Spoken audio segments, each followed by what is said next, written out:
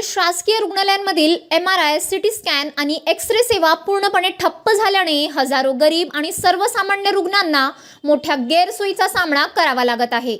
शासनाने या अत्यावश्यक तपासण्यांचा कारभार एका खासगी कंपनीकडे सोपवला होता। मात्र गेल्या 3 महिन्यांपासून शासनाकडे तब्बल 43 कोटी रुपयांचे बिल थकले असल्याने कंपनीने ही सेवा बंद केली आहे। बुलढाण्यात शासकीय रुग्णालयातील दररोजच्या शेकडो तपासण्या थांबल्या आहेत आणि रुग्णांना जबरदस्तीने खासगी रुग्णालयाकडे धाव घ्यावी लागत आहे। त्यातही वाढलेले दर, महाग तपासण्या आणि आर्थिक भुर्दंड यामुळे रुग्ण अक्षरशः अडचणीत सापडले आहेत। राज्यभरातील जिल्हा आणि उपजिल्हा रुग्णालयामध्ये ही सुविधा देणाऱ्या कंपनीने काही ठिकाणी नवीन युनिट उभारले होते, तर काही ठिकाणी शासनाचीच युनिट चालवत होती। पण देयके वेळेवर मिळत नसल्याने सेवा बंद करण्याशिवाय पर्याय नव्हता, असं कंपनीतील एका अधिकाऱ्याने नाव न सांगण्याच्या अटीवर सांगितलं। खासगी कंपनीतील अधिकाऱ्याच्या मते शासनाकडचा निधी लाडकी बहीण योजनेत वळविल्याने या सेवांचे पैसे नेहमीच थकीत राहतात आणि त्याचा थेट फटका रुग्णसेवेला बसतो। आमच्याकडे खामगाव, शेगाव आणि बुलढाणा जनरल हॉस्पिटल येथे CT स्कॅन सेंटर्स आहेत, परंतु आम्हाला 2/12 रोजी जे काही कृष्णा डायग्नोस्टिकनं जे काही लेटर दिलेलं आहे त्याने आम्ही सर्व्हिसेस तात्पुरत्या स्वरूपामध्ये आम्ही बंद करत आहोत असं लेटर दिलेलं आहे।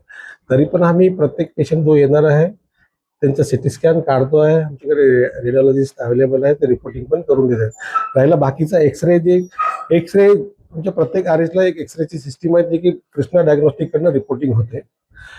आम्ही त्याने रिपोर्टिंग देण्याचं थांबवलेलं असलं तरी आम्ही प्रत्येक पेशंटचा एक्सरे काढतो आहे आणि स्वतः मी चेस्ट फिजिशियन असल्या कारणाने कुठं जर प्रॉब्लेम असेल तर एक्सरे पण मी रीड करत असतो। चेस्ट एक्सरेला जास्त प्रॉब्लेम नाही। शासनाकडे त्या बाबतीमध्ये मला काही डिटेल्स माहित नाही। जर आमचे बिल किती बिल थकीत आहे बरं याच्याबद्दल मला कल्पना नाही, पण त्याच्यामध्ये साहेब तसे त्याने लेटर दिलेलं आहे तरी लवकरात लवकर आम्ही बोलून वरती संबंध साधून लवकरात लवकर सुरू करू। MRI सेंटर जे बंद आहे त्याच्याबद्दल पण जे आमच्याकडे मशीन इन्स्टॉल झालेली आहे, मशीनचं टेक्निकल स्पेसिफिकेशन जे होतं त्याप्रमाणे आम्ही वरी स्टेटला कळवलेलं आहे, तरी आम्हाला स्टेट लवकरात लवकर ते त्याबाबत पण आम्हाला परमिशन देईल लवकरात लवकर ते पण झालं। सेवा कधी सुरू होणार? रुग्णावरील आर्थिक भार कसा कमी होणार? शासन आणि कंपनी यांच्यातील अडचणीचं समाधान कधी निघणार? या सर्व प्रश्नांची उत्तरं अजूनही अनुत्तरितच आहेत।